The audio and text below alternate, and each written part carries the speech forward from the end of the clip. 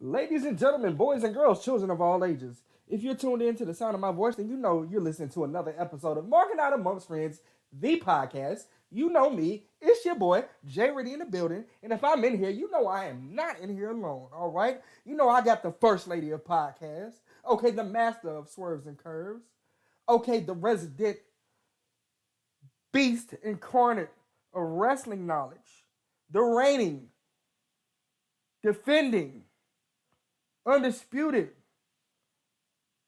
Swerves and Curves champion. Lady Great One in the building.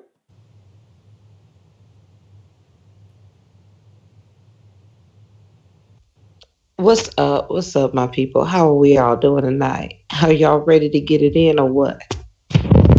All right, all right, all right. So tonight, we just got a little recap from Extreme Rules. Of course, if you guys were paying attention in the wrestling world out there, Extreme Rules this past Sunday. All right, a lot of matches. A lot of things happen. All right, so you know if the pay-per-view goes down, we give your predictions. You know we got to recap it as well. But before we get into any of that and kick off this road to SummerSlam, you know what time it is. You know what time it is. You know what it's time for us to do. It's time for us to do what? Hit, hit our damn music.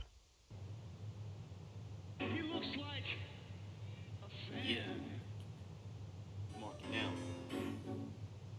He was marking out, man. 450 off the top with the top splash. Leader of the new school, ain't no way to stop us. Mark it out, screaming loud, tell me who you with. Competition is none, cause we lunatics. Walk with me down these roads if you're all in. I love the feeling, baby, time to go to work again. Come together like a fist and we do it proud. Light it up and burn it down, cause we marking out. He was marking out, man.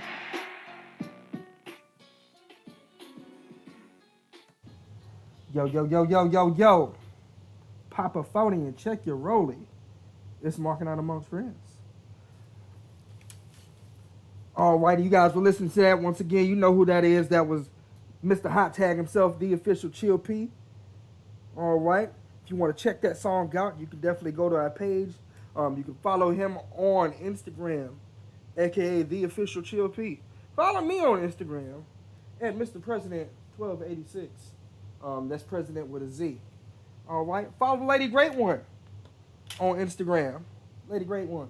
Plug your Instagram. That will be LDYGR number without the pound sign, without the hashtag LDYGR81 on Instagram. Hey, what just happened here? All right, all right. So, Extreme Rules. Extreme Rules this past Sunday. A lot of changes going on. The one that everybody's talking about, the one that everybody's upset with. The Beast Incarnate, once again, WWE's resident Universal Champion. Um, we're going to get a little more into that later on in the show, but how do you feel about that, Lady Great One? You for it? Are you against it? Or do you not really care? I mean, to me, whenever I think about the Universal Championship, I think about Brock. That title had been cursed until Brock held it. I Mm-hmm. mean, yeah, he actually physically lost the title. And at one point, they actually gave him the title with somebody's name plates on it. Mm-hmm. However, whenever I think Universal Championship, I'm only synonymous with one name, and that is Brock Lesnar. So, with him coming back and retaking the title, I will say this: Seth Rollins' reign has been a little lackluster. I like Seth.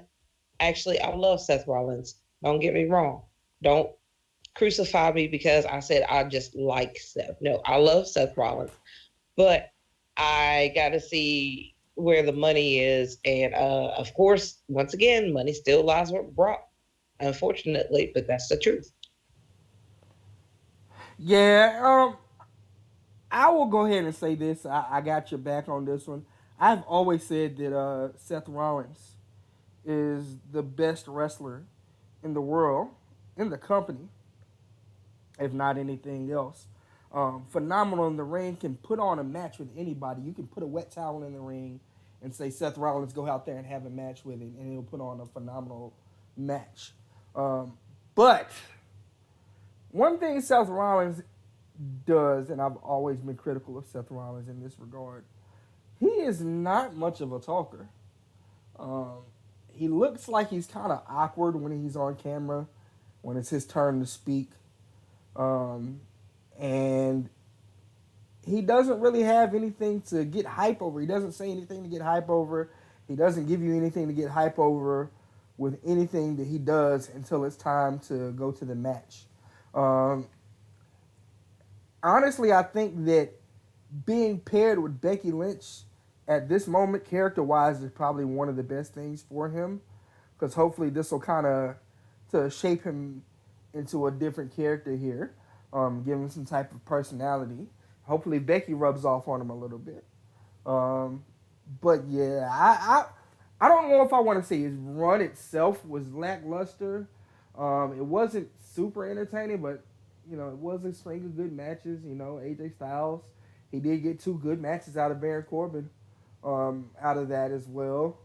Uh, yeah.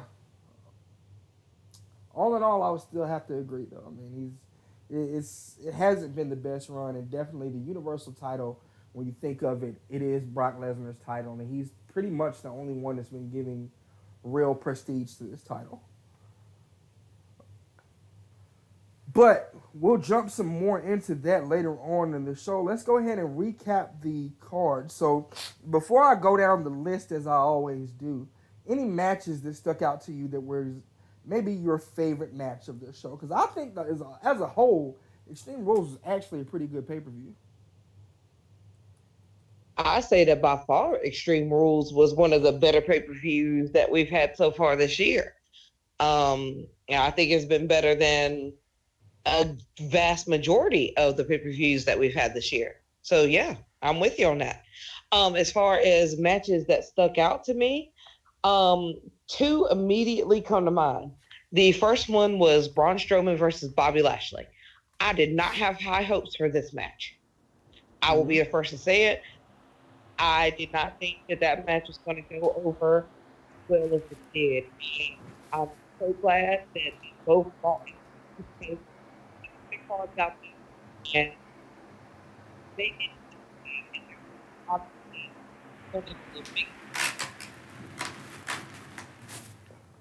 And Okay. then, of course, I was expecting Ricochet and AJ Styles to be awesome, in which it was. But Aleister Black and Cesaro, that match was also really, really, really entertaining to watch as well. So yeah, there was a few that snuck past the radar that I probably would not have thought twice about. And then, last but not least, I got to give it up to Bayley. Bayley had an incredible match. Mm-hmm. So yeah, those are the ones that I were not expecting as much of, but was pleasantly surprised. Well, half of them were. Yeah, I think that it was a really good pay-per-view from top to bottom. Before I get into the matches that I really liked, the only matches that I didn't really think were amazing were the two matches that weren't really announced last week when we gave our predictions. They threw together Shinsuke Nakamura and Finn Balor. Shinsuke Nakamura, of course, became the new WWE Intercontinental Champion. And then throwing in Kevin Owens and Dolph Ziggler there, it seemed to be thrown together. Dolph loses in 17 seconds. Um, I thought that both of those were kind of rushed, or more than kind of rushed. Those were really rushed and kind of, I think didn't really give anything to the pay-per-view. They could have been left off the show, honestly. Other than that, from top to bottom, I think that it was a really good show. My matches that I thought that were sticking out, and I know the IWC, the Internet Wrestling Community, is going to crucify me for this one, but Undertaker and Roman Reigns versus Shane McMahon and Drew McIntyre was a great match. Um, I was I can't disagree there. I, I cannot disagree there. I think that Taker looked really, really good in that match, and he had to make up for that shit show that was him versus Goldberg. Big facts. That's all I can say. That was exactly what I was gonna say. I think that similar to what you were saying about Strowman and Bobby Lashley, I had very low expectations for this match. Undertaker came out there moving quick. He was sharp. He was looking like he was about 5 or 6 years younger than he is. Of course, he wasn't moving like he was in his prime, but that wasn't what we could expect.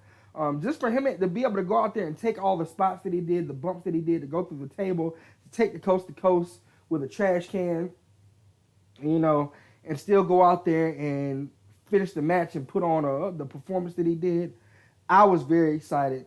I think that was one of my matches of the night.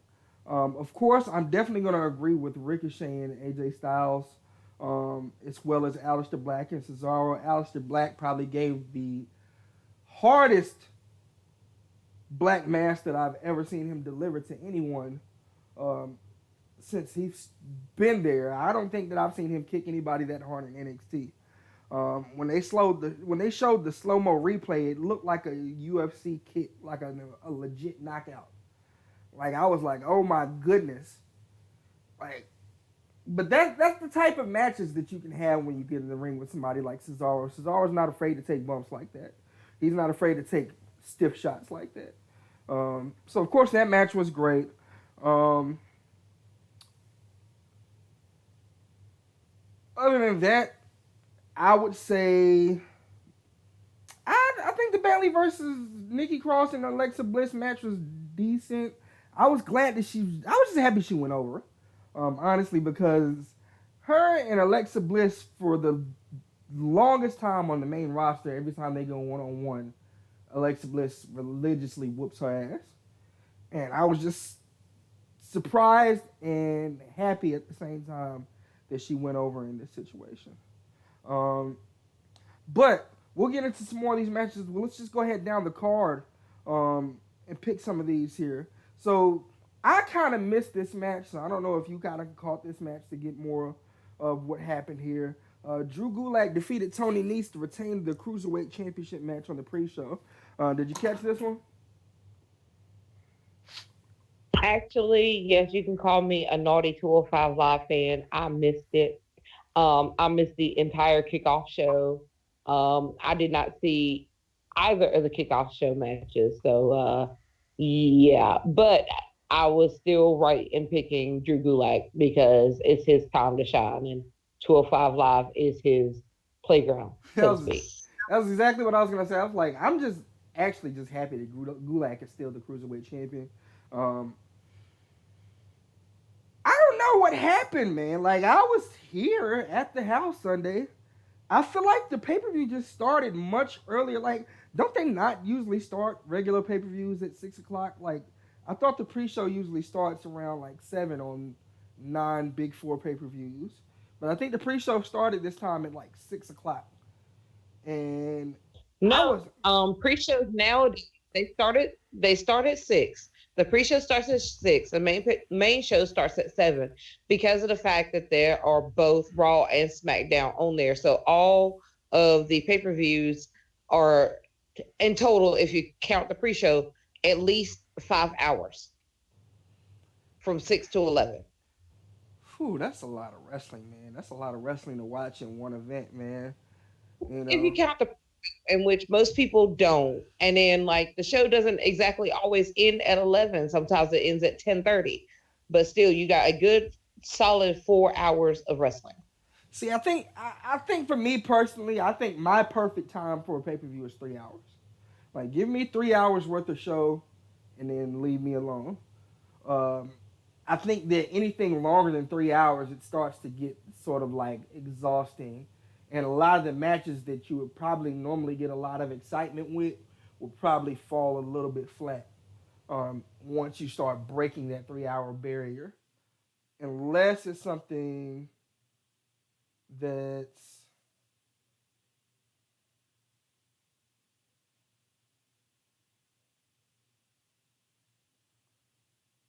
all right, seems like we got dropped here. Hold on. We're transparent. We're gonna get back into this one. All right, you still there with me?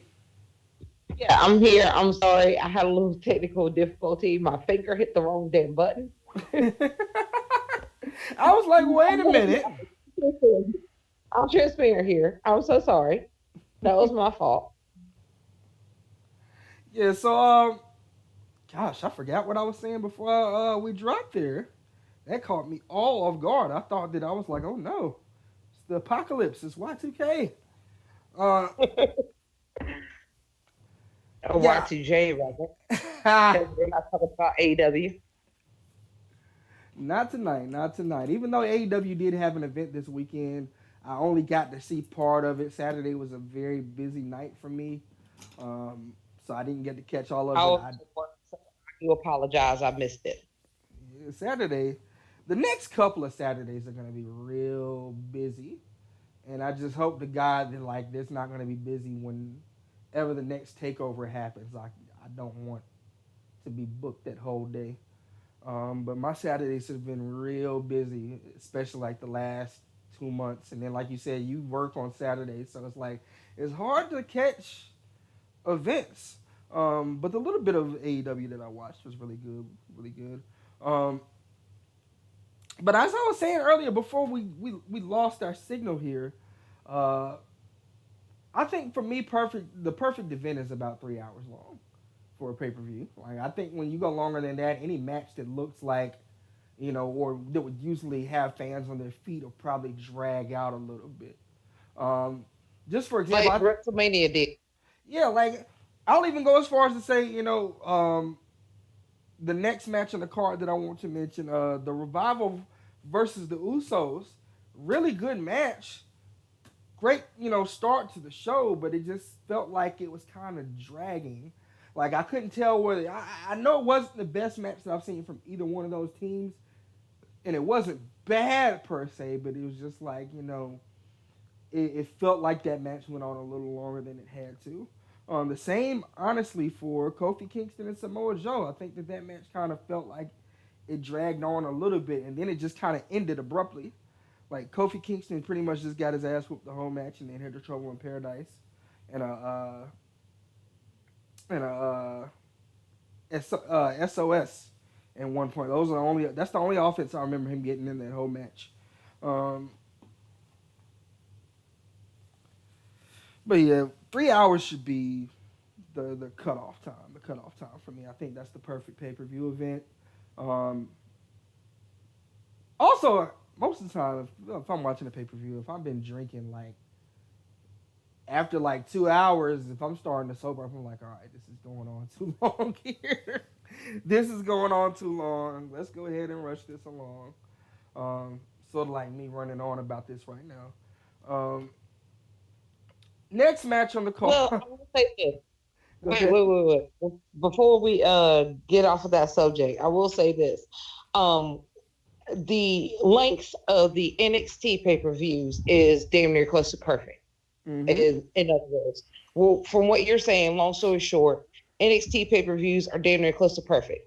They have a great card. They usually run a 5-match card, which is plenty fine for what they're doing there. They have enough drama in those 5 matches to where each match can go 25 minutes and you're engaged in the entire match. Now, with the main roster, it's a little bit harder to do just that unless you break up the pay-per-views again. Now, that was something that was curious for me with this upcoming like complete revamp brand split, is if they're going to keep the unified pay-per-views or if they're going to go back to the show. Every show has their own pay-per-view. I think that would work besides the big 4 if they did it in a rotate month sort of pay-per-view. Yes, I agree with that. I was gonna say I couldn't take doing 2 pay per views a month again.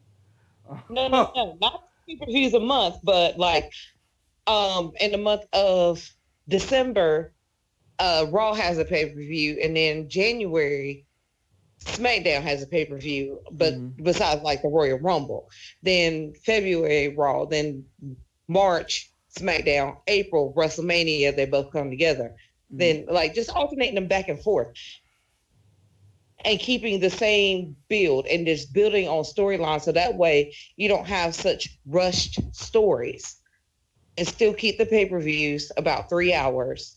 That would work absolutely perfectly. Besides having both shows have one pay-per-view a month where you can't really tell stories from stories. And that's big facts. Like I think that's exactly the perfect format. Um, just to on paper to break that down. So you got the big four. You get 12 pay-per-views a year. You take the big four out. Now you got 8 pay-per-views. You got 4 pay-per-views per show per year, and you get a 2-month stretch to build from show to show or pay-per-view to pay-per-view with your house shows and with your weekly shows. I think that's the perfect format, Lady Great One. And if they start doing that, I need you to get paid your royalties. Like that is smart. Like I don't know what else to say. Like that's perfect. Um, I think that that doesn't burn the fans out. It doesn't burn the wrestlers out. It gives more time to just like build to where you're not having to go through and rush things and then try to cram as many matches as you can in that small period. You can actually have better quality matches. You can have better performances from your athletes on a smaller scale like that versus burning people out because that's what I think that's really what the problem is. A lot of people are getting burnt out mm-hmm, because, okay, so say roughly you work just televised events, you have one televised event a week on whatever given show you are. Unless you're a wild card, then you're on two. That mm-hmm, doesn't count your house shows. That doesn't count your travel. That doesn't count your pay-per-views. None of that factors into that. So if you do take it down to, yeah, you have your regular one show a week where you completely get rid of the wild card, have people on specific brands, specific shows, and you only get to see that person. So if you want to see Roman Reigns, you got to tune in to SmackDown and only SmackDown. mm-hmm, You don't catch him running on Raw. If you want to see Braun Strowman, you got to tune in only to Raw. You won't catch him on SmackDown. Like you have specific shows, specific stories, specific people, and no McMahon's. mm-hmm. I And like it. that was a great formula. You give suspense, you build the stories, you build your character. You can have SmackDown having their actual more sports feel on that because look at UFC fights. UFC fighters fight what, like 2 matches a year, maybe? Mm-hmm. The most active UFC fighters might give you 4 fights in a year. I think. Four fights. Yeah. Okay. So you get the most active person 4 fights in a year. That's 3 months in between every major fight. Why can't the WWE Raw have 4 shows, SmackDown have 4 shows, and then we have 4 that are both? Mm-hmm. As So it's simple as that. and now what that does is for the wrestlers. Now every pay per view feels like it means something because it's like, hey, if I don't end up on this card, it's gonna be, no more than or no less than 3 months before, you know, I might get another opportunity. Because say a big four comes up, the other show's pay per view comes up, now your pay per view comes up 3 months later. If you're not doing what you're supposed to be doing to keep the interest going for you, then you're not gonna show up on the card. It'll force people to try to put on compelling stories and make themselves interesting rather than relying on the fanship that they already have to sustain them, so to speak. It'll make people build towards something. Everything is like a big four. You get the big four major events, and then you get the big four pay-per-views on your own show to work with. That is the perfect format, Lady Grey One. Kudos. That is Thank perfect. you. That was perfect. Um, so, as far as Extreme Rules go, um, We already talked about the McIntyre versus Undertaker match. I thought that No Hold Bars match was a great match. Talked about the Revival versus the Usos. I said that match kind of dragged on a little bit. Aleister Black and Cesaro. I'll be the first person to admit I knew it was going to be a really good match, but they didn't really draw me in with the interest just because I was looking for a bigger named opponent than Cesaro. I was looking for, and I think it made us get the feeling that it could have been Bray Wyatt. But I was looking for a major name for him to debut against, somebody that he could really get a rub off of getting a win against. I think Cesaro and him can have entertaining matches. It could be an entertaining feud, but it wasn't that match that was like, this is the match that's going to define and kickstart your singles run on the main roster here. Especially with all of that build, all of those promos week in and week out. Like, I'm thinking, like, okay, this has got to be somebody like, Bray Wyatt or, Daniel Bryan or Finn Balor or somebody. But, I don't know. What do you think? I completely disagree with you here. Completely disagree. I think that Cesaro has been there long enough and he has enough clout behind his name alone. Now, he hasn't done much in the singles spotlight until recently, but I think that Cesaro was a great, strong competitor who can take the hits, who can dish the hits as well as he could take it. So I think that was a perfect jump off point. And mind you, like they haven't really been doing shit with Cesaro. So for him to be that stepping stone, that standard that you have to go up against, that was an incredible match. So I give nothing but props there to Cesaro and Aleister Black on that match because it was everything that it needed to be. It was hard hitting. It was entertaining. It drew me in. When I saw Cesaro be the one to answer the call, I thought like, yeah, okay, I can really get behind this. I can really see the hard hits. I can really see like the uppercuts, counters. I can see the spinning black mass just knocking somebody's head off. I mean, I could see everything when I first saw these two sit down side by side. So I'm on the opposite end of the spectrum as you. You may have thought that there should have been somebody bigger. I thought it was perfect. Yeah, and I'll be the first person to admit, like, hey, I have those times where I just feel like, something might be a good match, but it might not be a big enough draw for me. I guess that's the only way that I can describe it. The match itself was phenomenal. Like, it was great. But to me, like I said, I knew the match would be good, but it was just like, the build-up, that wasn't what I was wanting for all the build-up for Aleister Black's paper. That's what you wanted. So wanted a name. You wanted a name. I wanted a name, and it didn't have to be somebody like on the level of like Brock or Roman, or it didn't have to be Bray Wyatt because Bray Wyatt had his own vignettes. But you wanted Orton. Yeah, it could have been somebody like Orton. Yeah, somebody like Orton, somebody like John Cena, who's a part timer, even Finn Balor at the time. When he was the Intercontinental Champion, that could have been Finn Balor's spot. Of course, we now see that 1 week later, he's not the Intercontinental Champion any longer, and he was also attacked by debuting Bray Wyatt, which was phenomenal, which was amazing, which I marked the hell out when I saw it happen. Which means that we get to see the match that we wanted to see months ago, and we're finally going to get it. Yes. And see, that's what I wanted from Aleister Black, but now to see that they had to book Finn for that debut, then it's like, okay, I see why you couldn't use Finn, but I don't know, man. It was just like the build-up seemed like it was too intense to have Cesaro come through. Because don't get me wrong, he's a phenomenal talent, but Cesaro seems like he's going back into that same mold that he was into before he was in the tag team division. He goes out there, he has a great match, he puts the guy over. Cesaro gave Ricochet pretty much all of his momentum on Raw heading into his feud with AJ Styles. So now it looks like he's going to have a feud with Aleister Black. He's going to catapult Aleister Black into a feud with somebody else.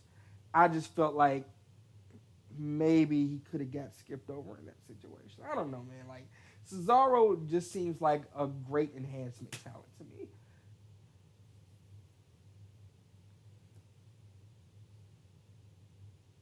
I I don't know what else to say on top of that.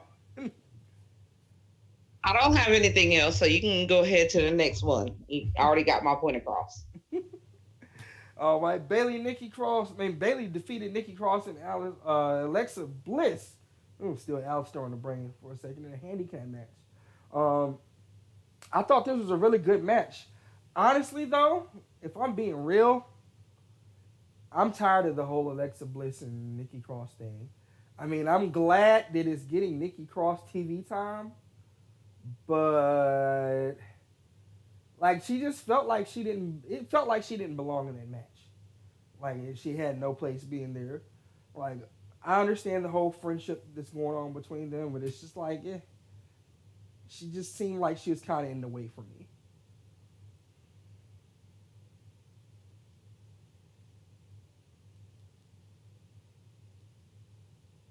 I'm sorry, you had to give me a second here. I'm transparent. I take a little bit longer than I need to sometimes in getting back to you, but I'm still here. Mm-hmm. Um, yeah, the whole Alexa Bliss, Nikki Cross, they're building for Alexa and Nikki feud. That's the only way I see this going.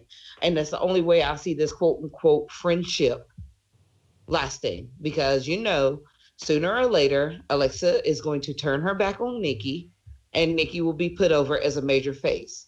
So that's all I'm doing is counting the hours down until Alexa decides that she's um, better than Nikki. Okay, I mean that's fair. Yeah, I I'm glad Alexa. I mean not Alexa. Nikki Cross is getting TV time now. Another, and I know I'm. If anybody's listening to me tonight in the IWC, I know I'm pissing all kind of people off right now. I still don't know how great Nikki Cross is. I kind of thought she was overrated in NXT. I think that people kind of overhype her a lot. She's not more interesting than Ruby Riot to me, Ruby Riot's out, of course, hurt. And I think that her presence not being there is definitely felt at the moment. But, I'm not really much on the whole Nikki Cross hype train. But I understand why, you know, character wise, people like her. But in the ring, she's kind of that to me. Oh, I understand what you're saying there. And yeah, with certain people being hurt right now, that really is actually hurting the women's division. Um, and I really, really, really hate to say this, but you saw on Raw how people view the women's division. There was a pretty good fatal four way elimination match to see who the number one contender is going to be for the man's title. And you had Carmella versus Alexa Bliss versus Natalia versus Naomi. Um, Out of all of that, I mean, people were talking about this is awful. I mean, you could kind of see like Becky herself kind of wincing at moments during the match, and I felt bad. I really felt bad for the the women's wrestlers right there because they're out there, they're trying to do their thing, and people are chanting, "This is awful." So yeah, we are missing key elements there. Like we're not doing anything really with Sarah Logan. You're not doing anything with Dana Brooke, and I don't think that either of those two alone are going to be enough to like elevate the women's division. Now, on the other hand, you have somebody missing like Nia Jax. You have Ruby Riott missing, and both of those ladies actually have some clout, and they are very entertaining to watch in the ring for one reason or another. So yeah, I feel you there when you talk about that Nikki Cross is not quite up to the caliber of like say a Ruby Riott. And I think that this spot would have been absolutely perfect for Ruby Riott over Nikki Cross. Yeah. And I think, I can't remember who I was having the conversation with And we were talking about that the other day. That the presence of Nikki Cross, I mean not Nikki Cross, the presence of Ruby Riott, the presence of Nia Jax, even uh, right now Ronda Rousey is definitely missed at the moment, and it kind of seems like a lot of people are being plugged in. I really Ronda want, Rousey and Sasha Banks. I gotta yeah, say, and Sasha Banks. oh yeah, of course, Sasha is really, really missing right now. yeah, of course, you can't leave out Sasha. And then, even though she hasn't really been missing, she just hasn't been featured much in the last 2 months or so. Even Charlotte not being in the division is kind of like okay. And I think this is, it feels like WWE is saying to the women who had problems with, people like, Charlotte getting all the run, it's like, okay, we'll get rid of everybody at the top, make do with what we got out here. And now it seems like, Bailey is begging to fight somebody. You know, Becky is begging to fight somebody. And I don't know, man. It's just all I'm gonna say is the presence is definitely missed on a lot of the women on the roster there. I'm not gonna do too much bad mouth. I did make the comment, however, when referring to that fatal four way getting the boos and the heat that it did. Um, I don't think that it's right for people to do it, but also I think that a lot of people had comments knocking the fan base for shitting on that match because of the strides that the women's revolution has made, and that I think that people really get like sentimental when you disrespect women's wrestling. Um, I think me personally, I've heard a lot worse in other matches, and my comment was that hey, like this happens, it's one night, get over it. They'll forget about it by your next match. And here we are. It's Thursday. It's podcast Thursday, and it was pretty much kind of forgotten. There's water under the bridge. Everybody's looking forward to the next show now. So I mean, I think it might have hurt some of the ladies' feelings out there, but take the pain and build from it. Um, any more on that one? Yeah, one more thing. I think that certain people don't have the proper spot also. Mm-hmm. I think that Naomi, as much as I love Naomi, feeling the glow has started to burn out, Oh yeah, that and glow. we need you to go ahead and switch it up and do something different. Because as much as I love Naomi, right now her glow is really, really dimmed.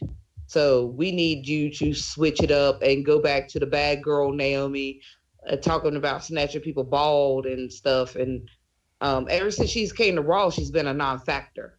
Yeah, And I don't think she's I won a really think match. no, she has not won a match. So maybe they're going to build something better for her on Raw, because of the fact that she has not won a match, and maybe use her to put somebody else over, or maybe somebody needs to put her over. But the glow is fizzled out, and I think it's time to go back drawing board. And Yeah, that glow shit dead. Excuse my French out yeah, there. But yeah, that shit dead. I love you, Naomi. Don't get me wrong, you're still like one of my favorite female wrestlers of all time, but you gotta let the glow go. Yeah, that shit dead. Also, I'm glad Bailey is not really into that whole hugging shit anymore. That hugging shit is dead too. Yeah.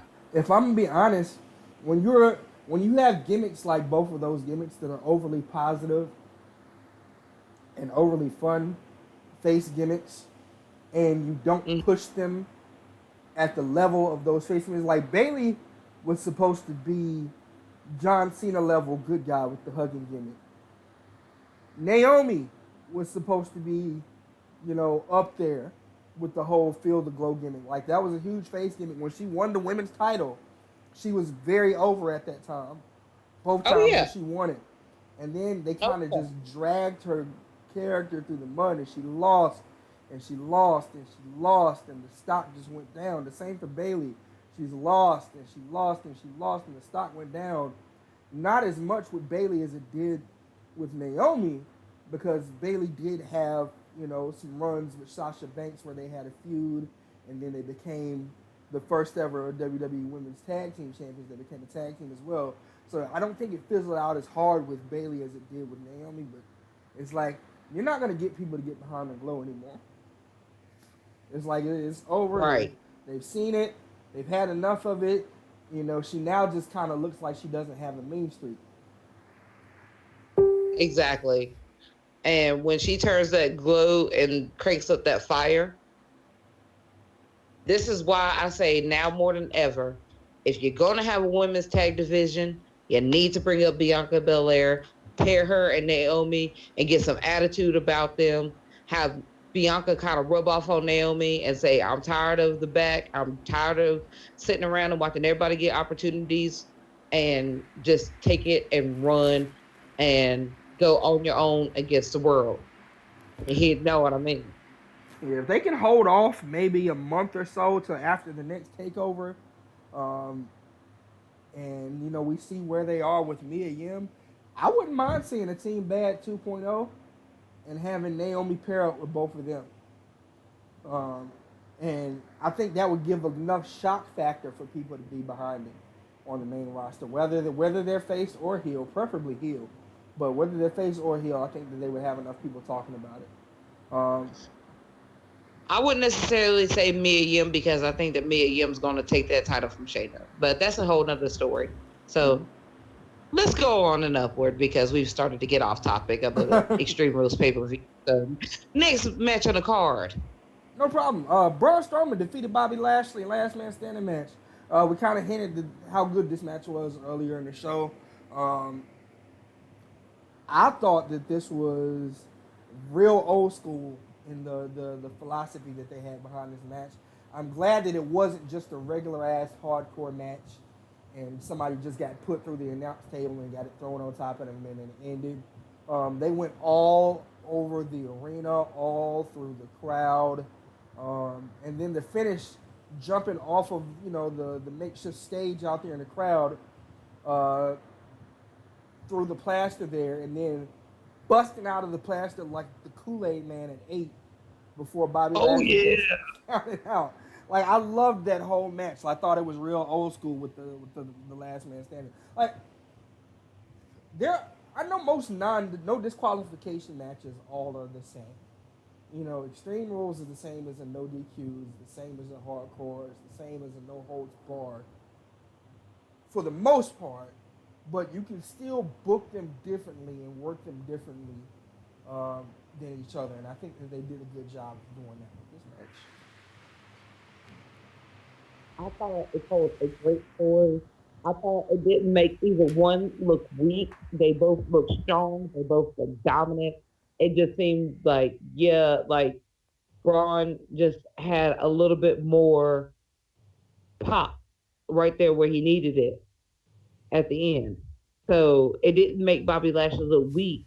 It just made it look like Braun just kicked it up a notch and secured a victory there. So that to me helped both contenders there. Both competitors were looked at in a positive light, because I can't say that anything took away from Bobby Lashley on that. I don't think that he lost any momentum in losing that match to Braun Strowman. I think it actually gained him a little bit more momentum in his sheer dominance. If we're toe to toe with this man right here, and this guy's a certified badass, then imagine what I could do to just some normal Joe Schmo. Mm-hmm. It also made you realize that, hey, Bobby Lashley can put on a match with another big, strong guy. Maybe he could go where you were hinting at earlier this week on the Game Runners. Maybe he could slide into that feud against Brock. Lord knows I wanted him to win that match more than anybody else in that ring. When they had their battle royal, and I saw the list of names, and I saw that Bobby Lashley was among that list of names, I was praying that I would get to see Bobby Lashley and Braun Strowman, because this is a match that he came back for. This is a match that never happened. They could take this any kind of way. They could take this as a UFC fight. You could take this as a wrestling match. You could take this as old school, like slobber knocker boxing match, even if you wanted to. I'm not sure how good either of those hands are, but still, you can do so much with those two together in a feud, and it's believable because they both have the background, they both have the clout, they both have the name, everything. I mean, even their fucking initials line up. Excuse my language, but BL versus BL, Bobby Lashley versus Brock Lesnar. I mean, you can't get much more perfect than that. Yeah, I think that in order to make it work, you're either gonna have to. Oh no, because I don't think right now the fan base is gonna get behind Brock Lesnar as a face. So you're gonna have to turn Bobby Lashley face at some point. Maybe he takes a couple of weeks off after this match, lick his wounds or whatever. I say you could almost leave Bobby Lashley off TV until after the next pay-per-view.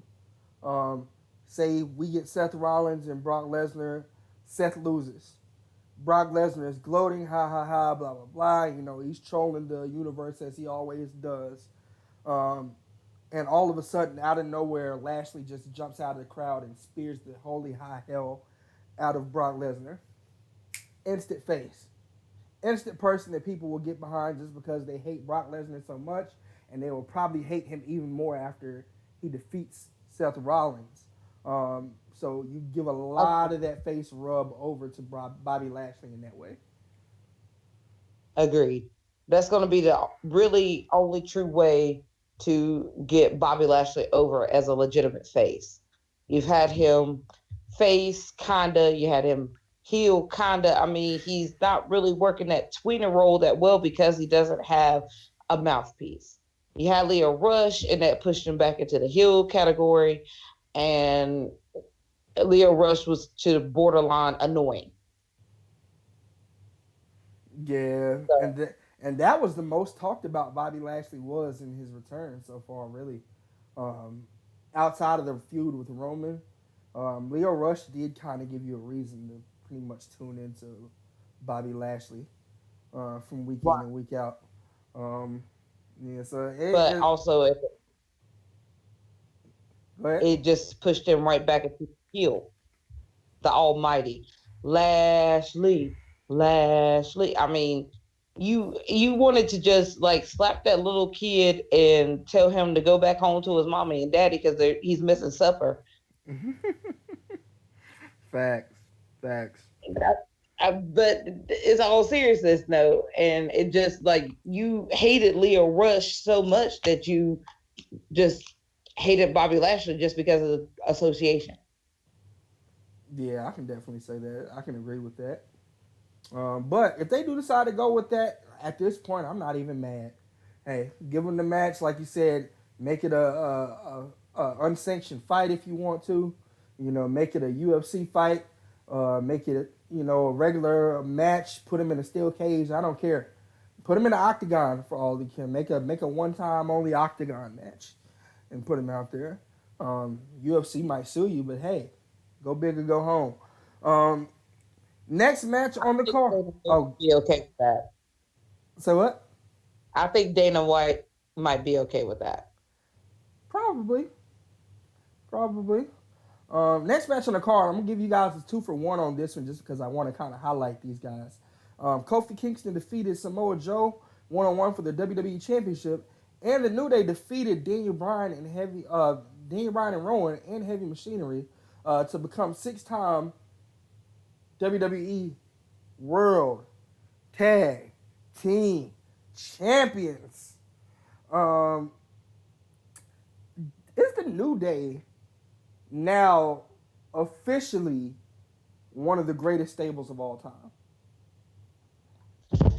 The New Day has already been up there without the belts. Mm-hmm.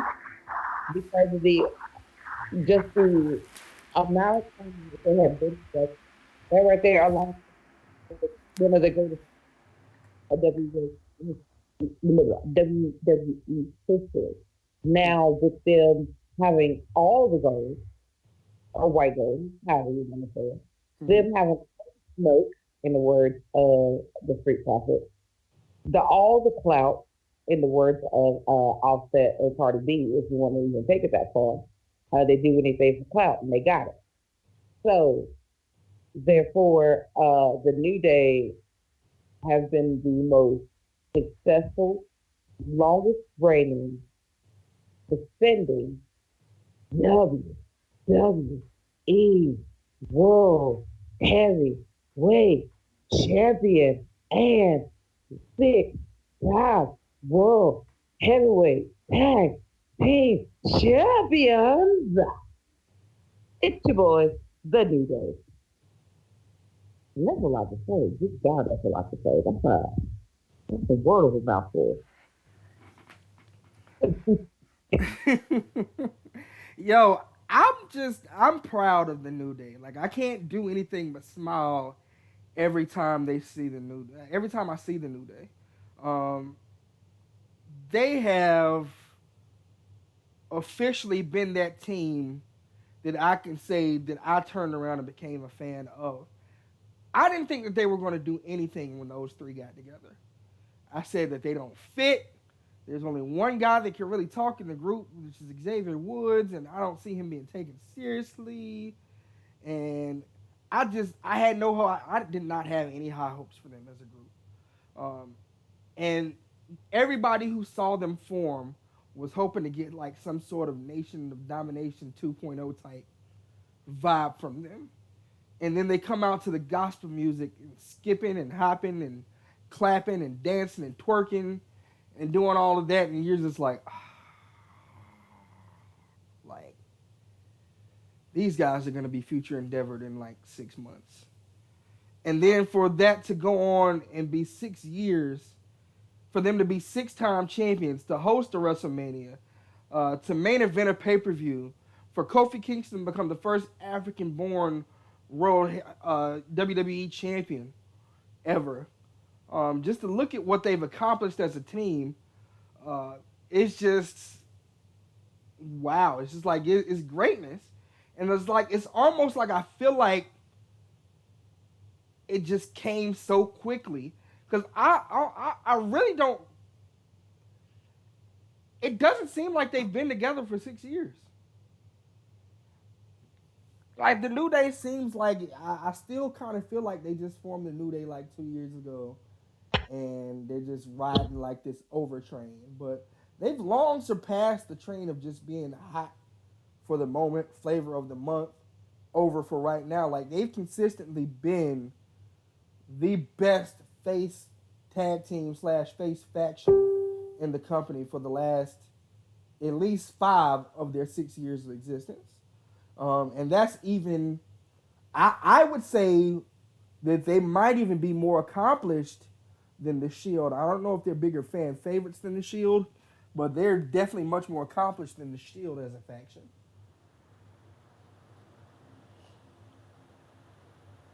Well, I mean, take the most well-known faction. They've done the Freebird thing. They've done the DX thing. They've done the Shield thing. And they've stayed together longer than any non-blood related tag team ever has. Mm-hmm. I have to say non-blood, obviously, because, I mean, the Hardy Boys are brothers. I mean, the Usos are actual twins. They're brothers. The Bellas are actually twins. They're sisters. Like, so they're tag team. All these people are tag teams since birth. Mm-hmm. So outside of that, for them to throw together 3 people that absolutely really had nothing in common other than the color of their skin,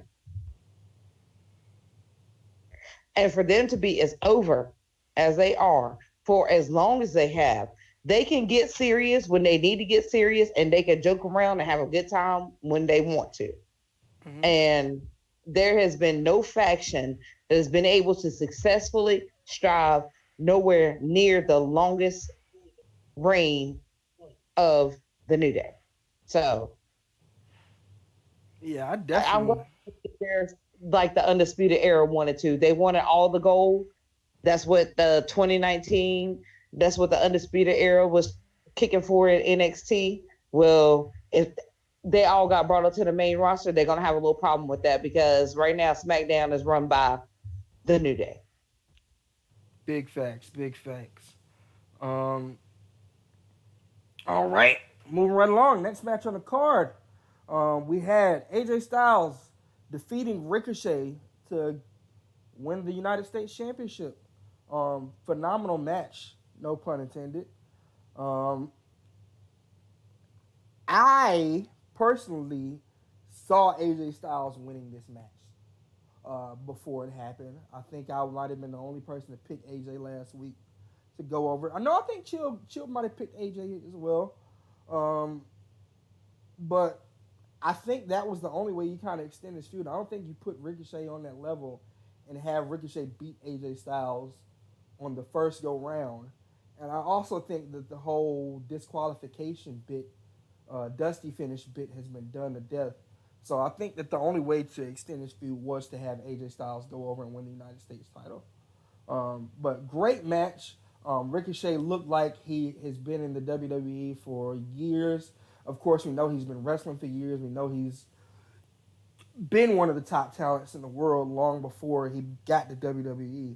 But just to see it at a major pay-per-view and for them to have probably the longest match of the night, it was great. I loved it. Actually, in this instance, I didn't pick a winner. I picked the universe. Mm-hmm. And that's exactly what we got. I said the WWE universe was going to be the winners in that match. And I think that I win. I think that we all win. Yeah, I think that we all win. Yes. I could not pick a winner for that match. That was the one match that had me so torn, so split.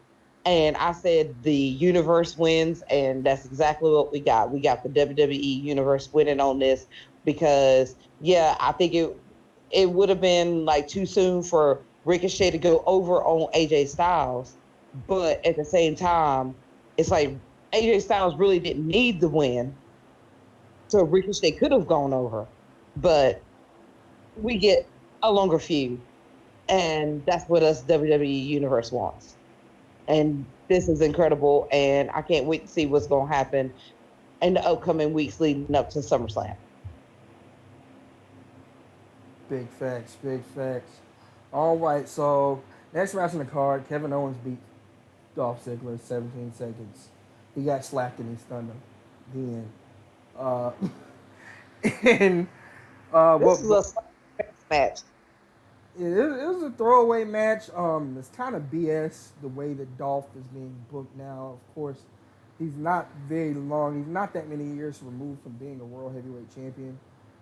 He still has got the great selling ability, much improved on the mic from where he was when he started off in the main roster.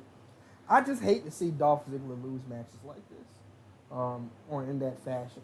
I don't mind Kevin Owens going over because Kevin Owens is a great talent, but let's show a little more respect to Dolph than what we've been doing.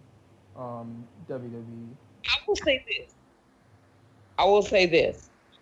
Looking at the fallout that happened on Monday, it's the exact same scenario for Dolph as it is with The Miz.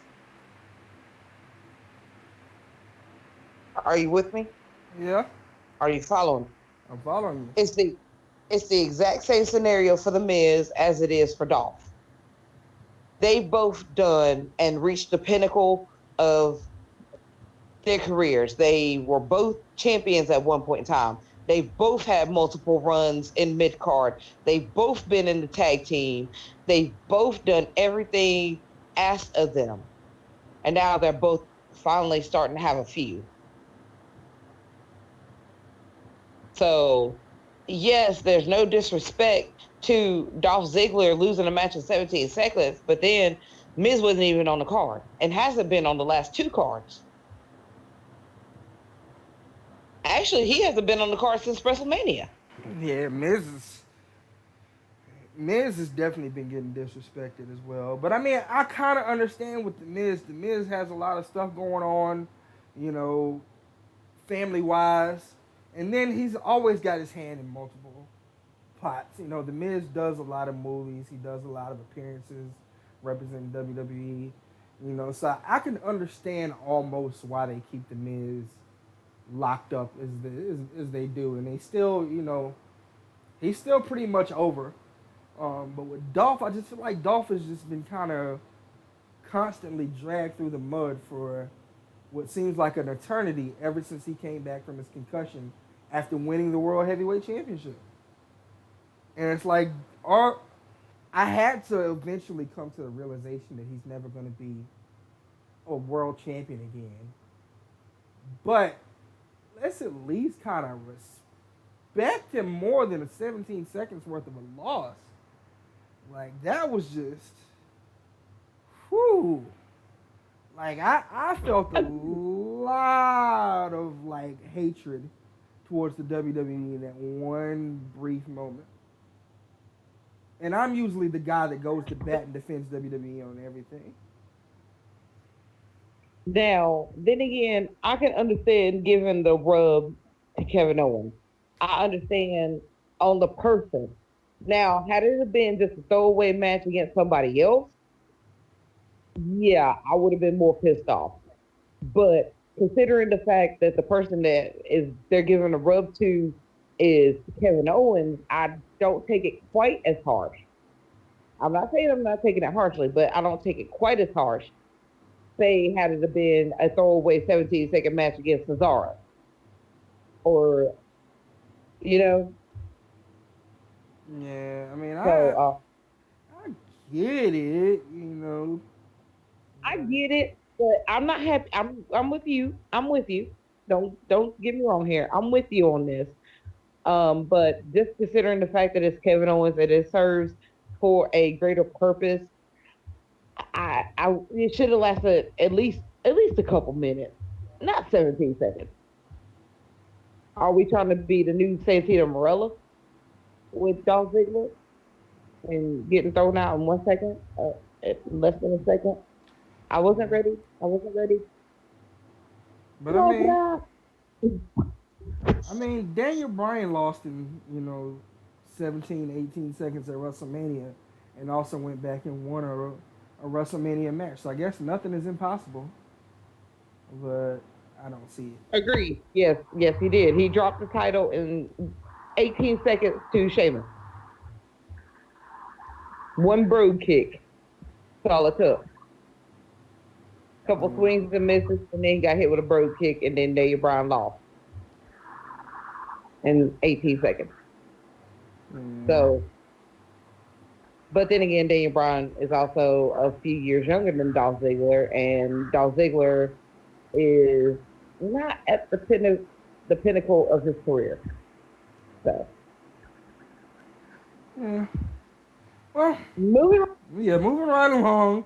The next match and the final match on the card, the Extreme Rules winner take all mixed tag team match. Becky Lynch, Seth Rollins defended their titles against Baron Corbin and Lacey Evans. So much going on in this match.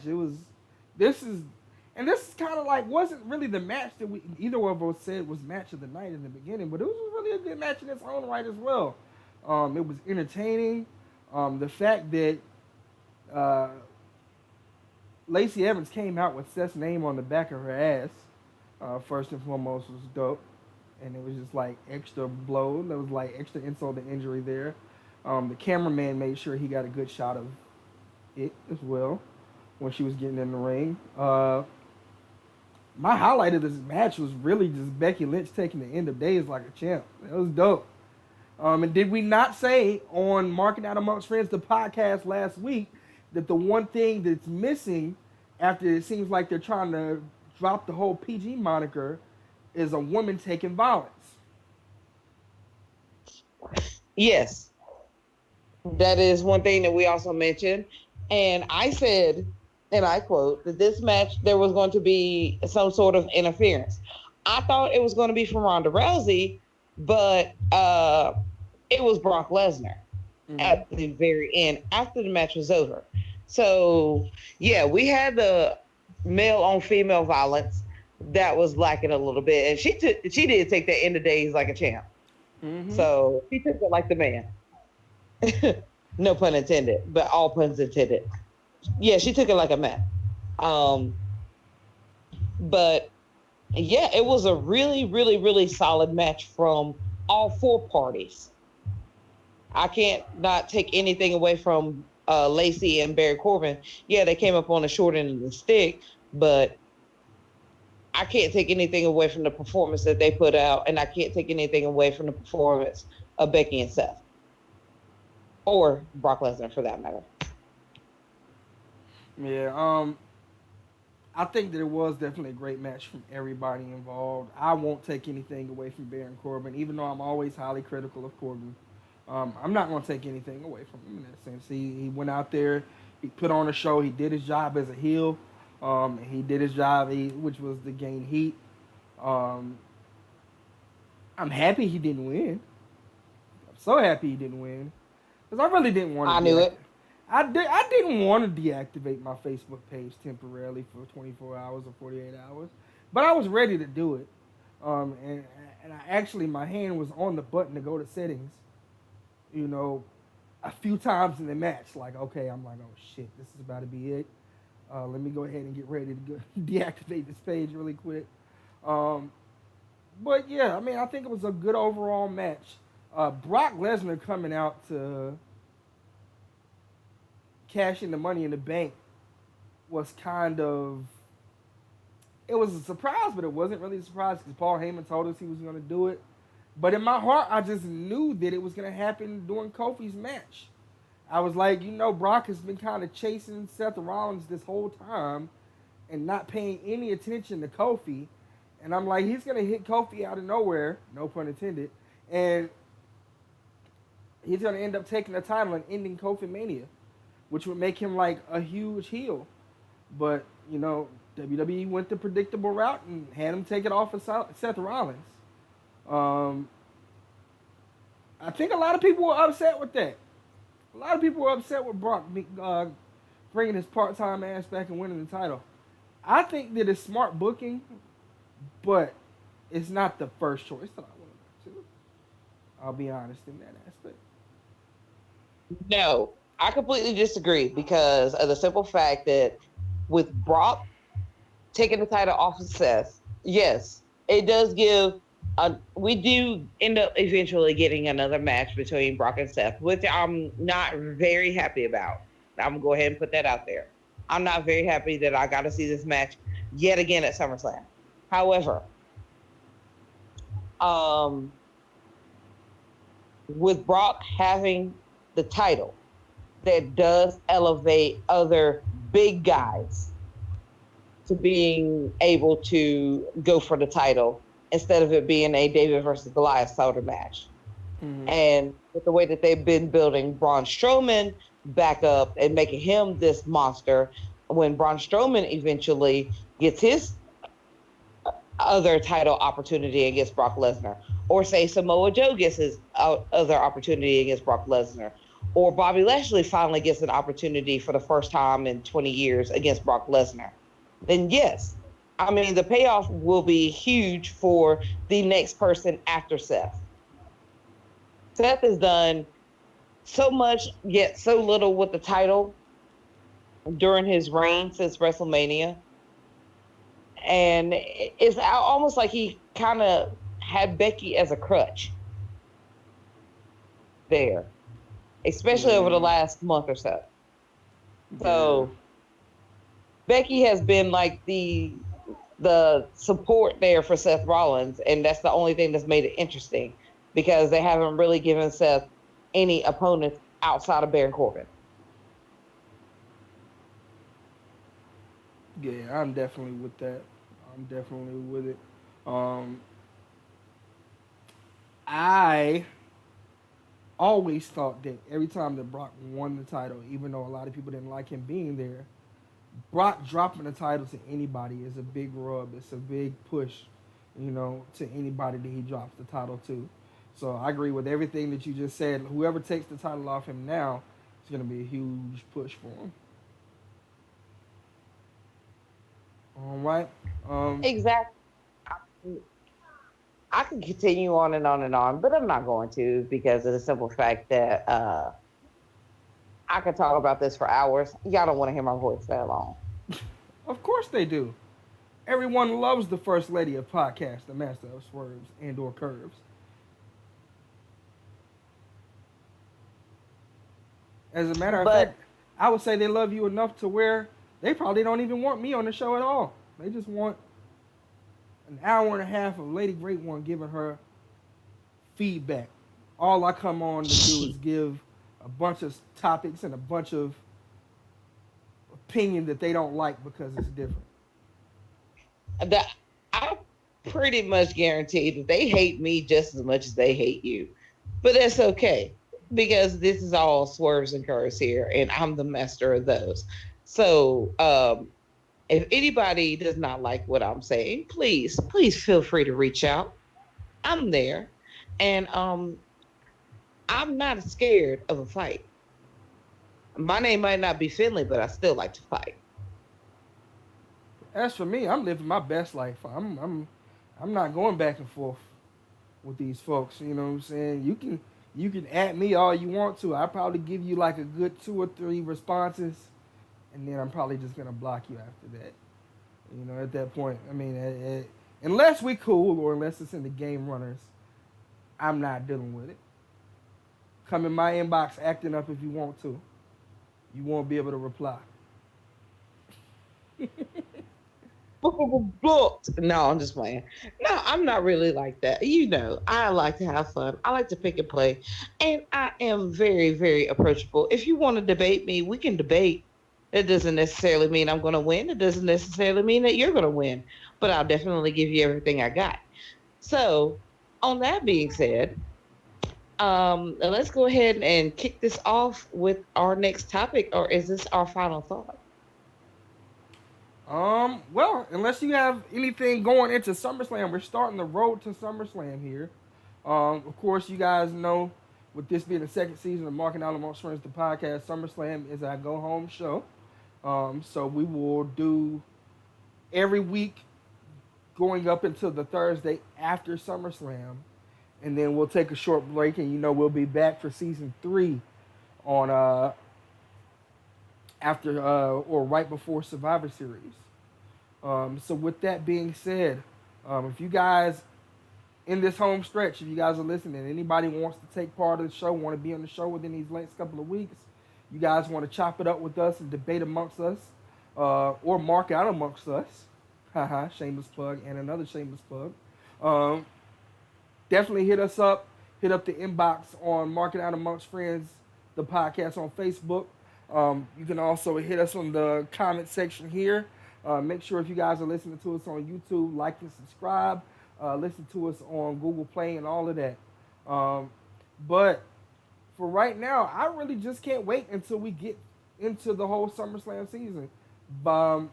Just because last year around this time, we had a Raw show here in our hometown.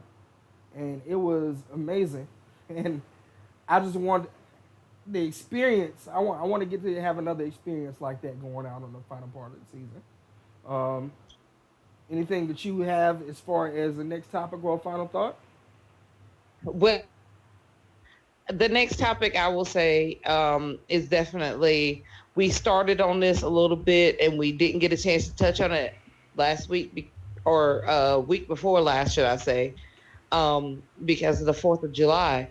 But since we are now 2 weeks removed from that, NXT has had some definite moments going on here. And I wanted to go back to that Breakout Stars tournament. Mm-hmm. So the first round is complete as of last night. And the people that we have moving on are Angel Garza, Jordan Miles, Cameron Grimes, a.k.a. Trevor Lee, to the Marking Out Amongst Friends crew, and Bronson Reed.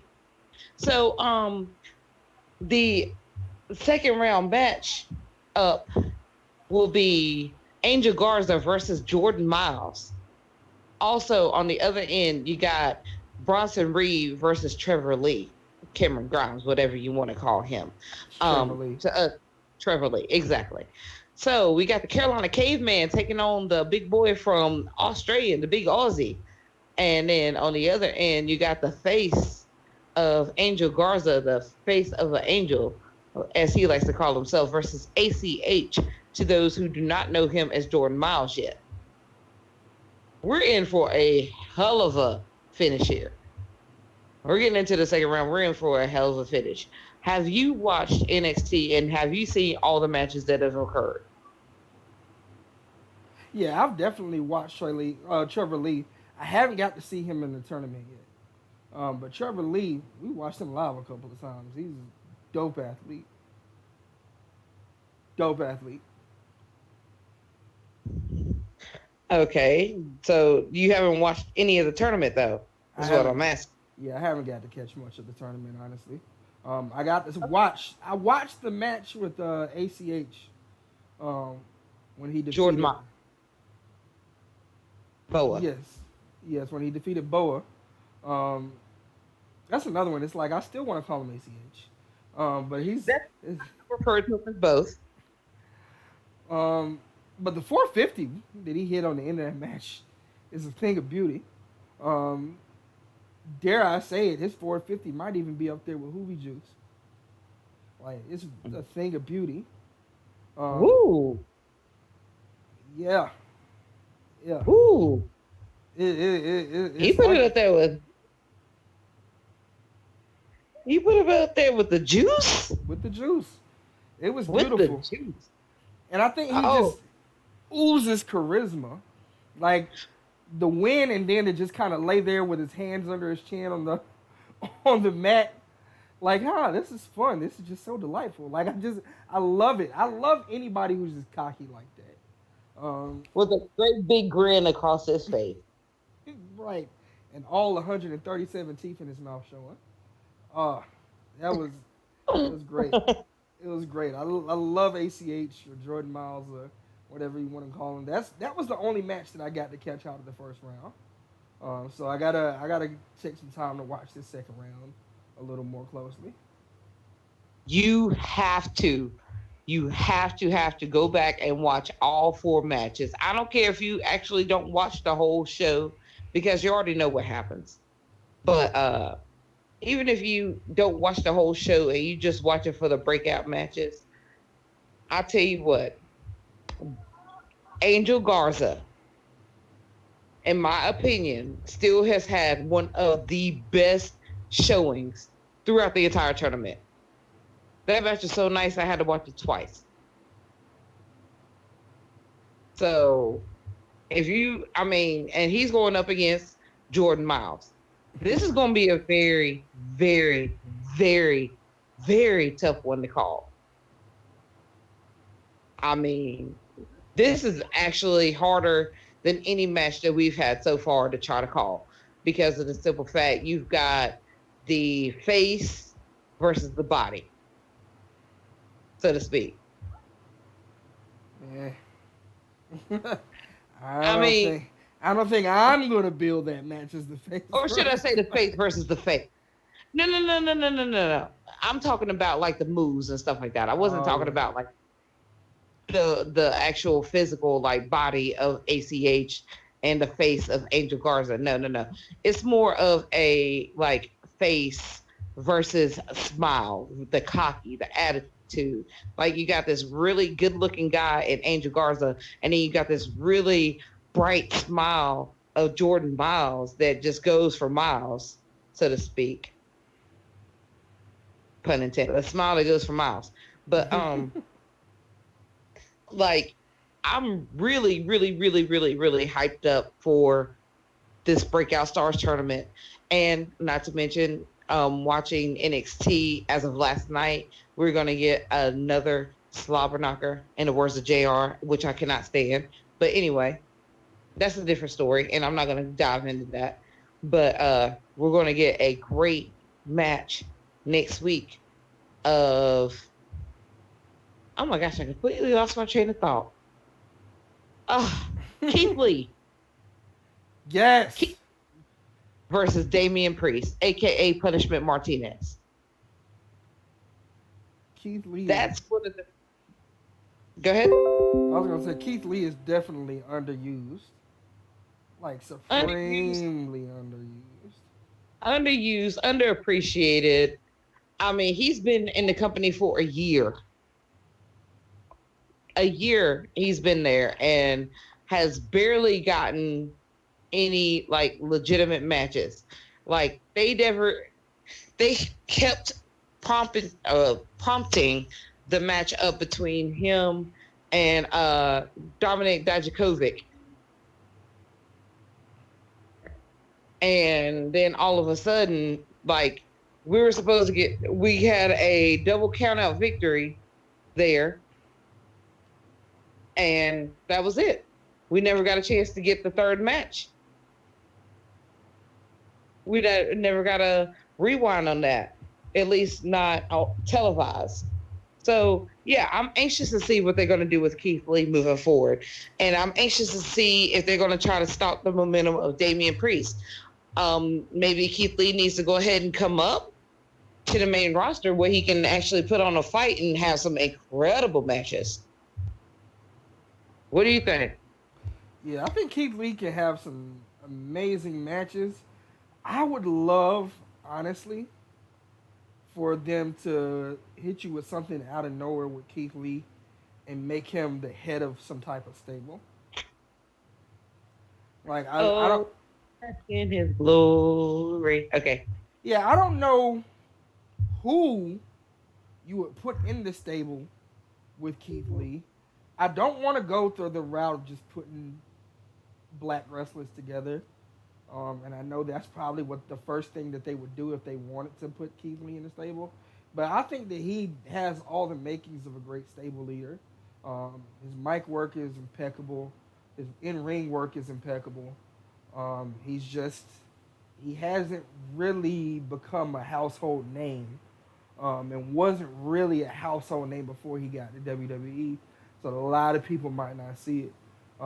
But Keith Lee is a phenomenal talent, and it's just like anytime you see him in the ring, you're just in awe of the way that he can move at his size. Like, and If Kevin Owens were to partner up with somebody in NXT, I can see him and Keith Lee doing a hell of a lot of damage. oh my God, the even if they didn't partner up, if they were to go this route and have Keith Lee be a stable leader, and somehow Keith Lee and Kevin Owens ended up on some type of card in a one-on-one match, that would be a hellified match. Exactly. And I was just trying to go the out route. I was trying to not pair him with people of the same color. Mm. I'm just talking about pure size and pure domination. For somebody who is the size of, or even Samoa Joe for that matter, Keith Lee and Samoa Joe would be a hell of a match or a hell of a faction. Mm-hmm. Yeah, I can see So, that too. I mean, you pair him with another big man who feels like disrespected, looked over, and Samoa Joe look no further. Yeah, I can definitely see. I can definitely see that happening. Um, Keith Lee is just, for me personally, is like the most underused talent in NXT right now. And it's hard to say anybody is underused in NXT. His spotlight time just hasn't come yet. So I'll say Right. that. But They've been pushing Matt Riddle a lot, and I mean for good reasons. And I completely understand. I'm a huge fan of Matt Riddle, but Matt Riddle has gotten more opportunities as of late than Keith Lee has. So I'm with you on that. He hasn't quite gotten the opportunities to become a household name, but Matt Riddle wasn't a household name. yeah, yeah. So I But mean, go ahead. oh, I was gonna say yeah. I mean, you're right, and that was why I quickly wanted to take that statement back. I don't really think that there's anybody who goes underused in NXT. I just think that his time, his spotlight time, hasn't come yet, so to speak. And with them rapidly bringing in talent to NXT, it kind of makes me nervous because I feel like he could possibly end up being overlooked. So I won't say that Lost in the he's, shuffle. yeah, he could get lost in the shuffle very easily with a lot of these names that they're bringing in. So I guess that's more so what my fear would be more than to say that he's been underutilized. I agree. I can honestly agree with that. And I think that we need to go ahead and reshuffle NXT a little bit so other people can get some spotlight as well. But speaking of spotlights on NXT, I did want to bring this up, and then this is going to be it for me. Io Shirai, Yes. her turn to the dark side, her descent into I don't need friends, I don't need anybody. Io Shirai has came back and emerged herself as this dark, wearing all black, new music. Her logo and interest music is all dark. I love it. Yeah, she's Io Shirai. I know I'm a married man, but Io Shirai is big. Like right now, Io Shirai is all kinds of day right now. Like she is just like I don't know what it is when somebody does like the whole like straightened hair, all black thing, but like it's definitely doing it for me. Like most people know like I also have like a thing for Ruby Riot, and especially like she has like the dark lipstick and the long black hair on one side, and it's just like I don't know, man. It's just like that does something for me, man. But Hey, hey, everybody has their own taste. Everybody has their own flavor. You like the swirl? It's cool. I mean, maybe so, but yeah, like outside of that, I mean, she's like the best, like one of the best wrestlers in the company, bar none. Bar none, not even just relegated to just gender. She's one of the best wrestlers that they have in the company. Even Period. just yeah, period. Even just from her talking ability, um, that she's given, like she's better on the mic than a lot. And I don't want to seem like I'm going like teetering on that racist line, but like She's better on the ice than Oscar and Kyrie, absolutely. And I much, can much better. Much she's better. agree with that. She's better than all of them. Like she's better than Kenta was on the mic. You know, I don't know Yeah. about Shinsuke. Shinsuke when he's funny, like when Shinsuke's being funny, he's pretty good. But other than that, like just pure natural talking ability, she's probably the best uh, Japanese star that we've gotten in WWE. I can agree. I mean, Kushida is better than Asuka or Kyrie. I mean, Kyrie is not bad on the mic, and she's adapted. But actually, we're missing number one, and number one would actually be Akira Tozawa on the mic. Really? I say that Akira Tozawa, yes, Akira Tozawa on the mic is actually more fluent in English and speaks a lot clearer. No offense to people coming from Japan, but Akira Tozawa is actually really good on the mic. So I would say Akira and then Io Okay. All right. when it comes I, to mic work. I got to go back and watch some Akira Tozawa mic work now, because that one complained. That one hit me off guard. Like I understand the Yeah. Kushida one and the Shinsuke, and you know everywhere we rank everybody else. But wow, that one caught me completely off guard. Um, I might have to go back and look at a lot of old Akira Tozawa promos now, just to see where he is as far as how like you said, the fluidity of his speech is. I mean, and it's only coming from somebody who's fresh from Japan, and I'm not trying to take anything away from anybody, but Shinsuke is definitely up there when he's being funny. I mean, knee too fast. I mean, when Shinsuke is funny, he's funny. Sorry, no speak English. I mean, Shinsuke's funny. So I was actually taking Nakamura out of that, but looking at Asuka and like I do love the fact that when they get pissed off, they start speaking in their regular dialect, and I find that absolutely funny. I wish I could understand Japanese so I knew what the hell that they were cursing each other out or cursing the universe out in. I wish I could understand every word of it. I love it, but yeah, as far as their English goes and the translation of their words that they're speaking, Akira Tozawa has really adapted that better than everybody I've seen speak so far. Big facts, big facts. Okay. My interest has definitely been peaked now. I'm gonna go back and watch some Akira Tozawa. I did get to catch the fact that I saw Punishment Martinez's match after I watched ACH get the dub last week. Um, I saw the You mean Dick? yeah I love the name. I love it. yeah I love it much I better than Punishment Martinez. right. I love the Damian Priest name. That's great. Okay, continue. I saw that match. In Hmm. its quickness, I saw the vignette for the returning Killian Dane, which now I also saw that he made his debut and beat the hell out Yeah. of Matt Riddle this week. Yeah. So that's definitely something to be excited going into the next takeover, going into Which will SummerSlam as well. happen. Yes, which will happen SummerSlam week. It's gonna happen the night before SummerSlam. So Yeah. I'm sorry. I'm sorry. I jumped the gun. But I wonder if all titles will be defended at Takeover Toronto.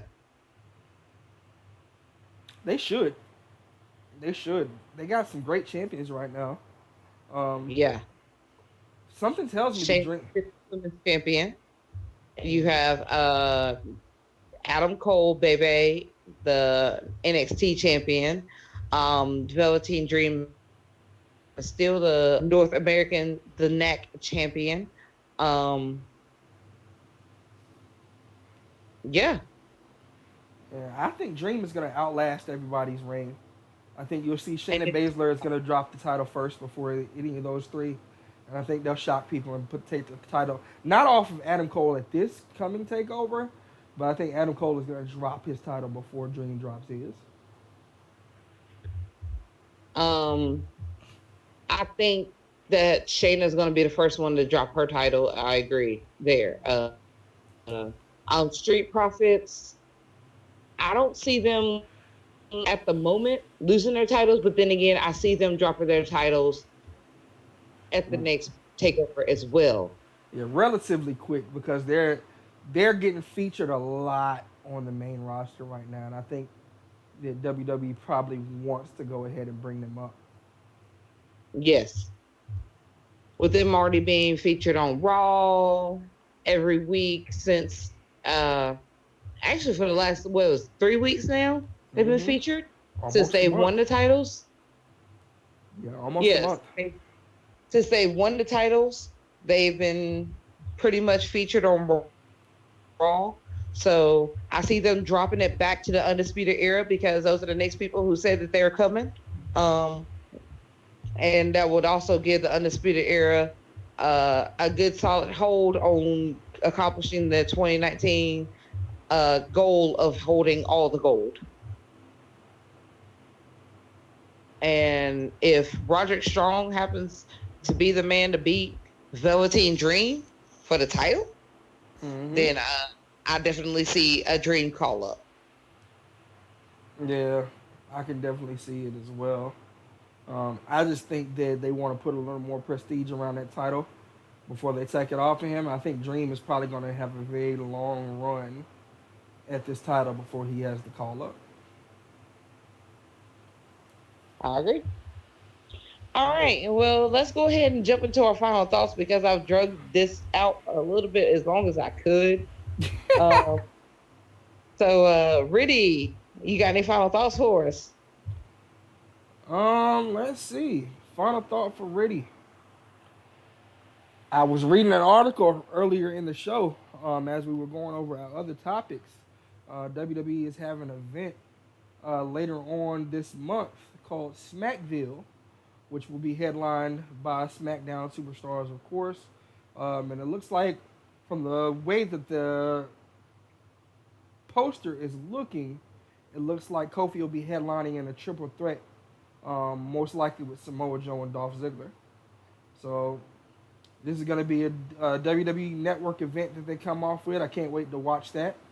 And other than that, just I can't wait to get into this home stretch towards SummerSlam. I think things are going to start to really pick up and get intense. Eric Bischoff is back. I think he's officially going to be starting in his role now. So I think there's a lot of exciting stuff that's going to be going on in WWE. All right. And actually, my final thought kind of goes off of your final thought, believe it or not. I was reading an article earlier on Wrestling INC that Eric Bischoff will not have any role in the creative process on SmackDown. Oh. Yeah, I know. That's surprising. Very surprising. He's there more for the marketing and brand features. He's there for the business savvy in the deal with Fox versus his storytelling and lines. And so, do you feel like that's a good move or not? I think that I personally would like to see him in kind of a creative role, but if it turns out that only Paul Heyman is the person who gets involved with creative of the two, then I'll be fine with that. Yeah,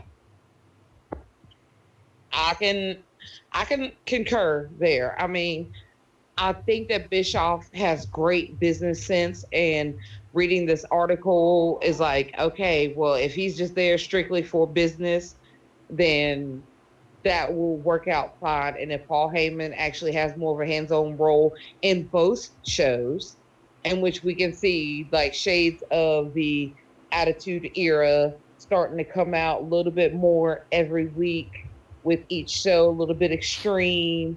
I'm all for it as long as we as fans get better product. And also, to piggyback off of this move here, they are possibly, now this is just rumor, it's not been confirmed, but they are possibly thinking about bringing NXT to FS1 to go head to head against AEW. I saw that.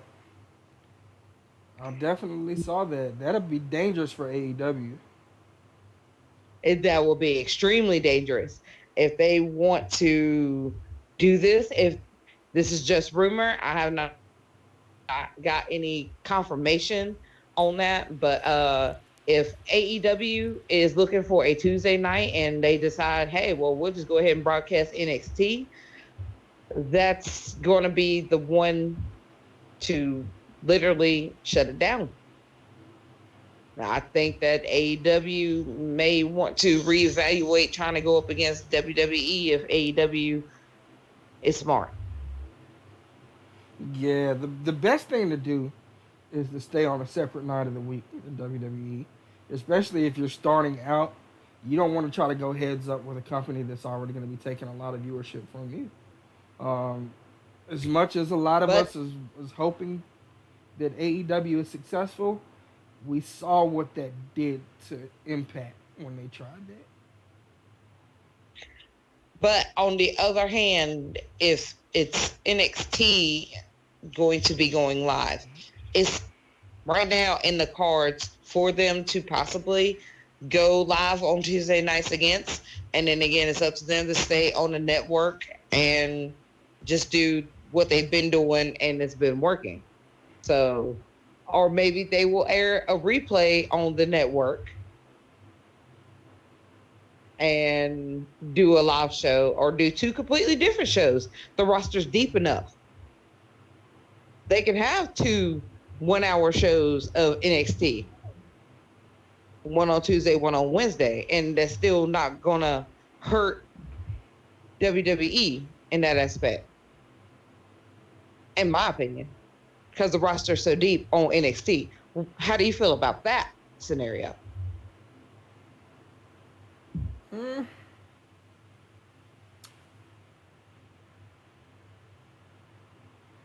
I don't know. Having 2 1-hour shows, you feature different people.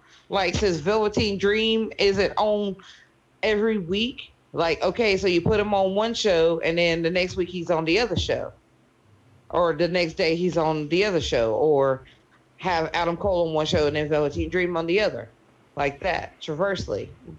So because NXT can do so much in 1 hour, why Yeah. not alternate the rosters? Yeah, I mean, I like the premise of it. Um, I would have to see how that plays on TV.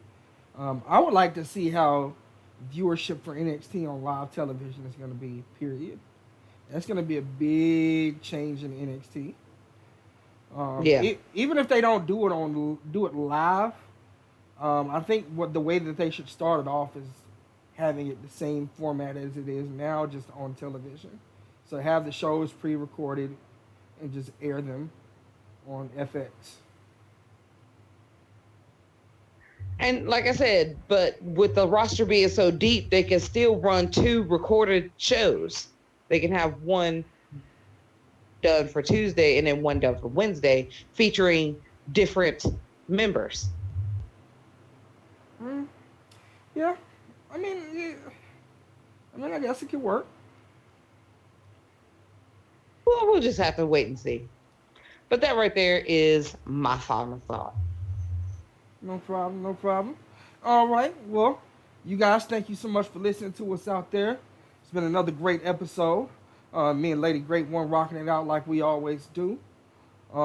Before we get into wrapping up and going into our theme music, once again, if you guys are listening to us on YouTube, make sure you hit like, hit subscribe, turn your notifications on so when we go live, you go live.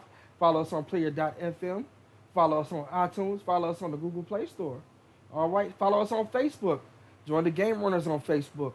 Follow me on Twitter and Instagram, Mr. President 1286. That's President with a Z instead of an S. All right. Follow Lady Great One on all of her social media as well. Plug your social media for them. All right. If you're looking for me on Facebook, I am Toya Fowler. Just look for Greensboro. That's the best thing I can say because there's a couple of us. If you're trying to, yeah, I know, right? If you're trying to find me on Twitter, I have 2 accounts. You can follow me at Lady Great One, LDYGR81, or Ms. Toya, MIZZTOYA 82. Or you can hit me up on Instagram under Lady Great One, LADYGR81. I know I'm confusing the mess out of y'all, but if you really want to find me, I'm able to be found. No facts. And I do try to follow back as long as you don't look like a robot. I'll follow you back on any of my social media. So definitely follow us. Hit us up. If you want to be on the show, message us. But as for tonight, we're going to go ahead and wrap this thing up. And you know what it's time to do. How we close every show. How we start every show.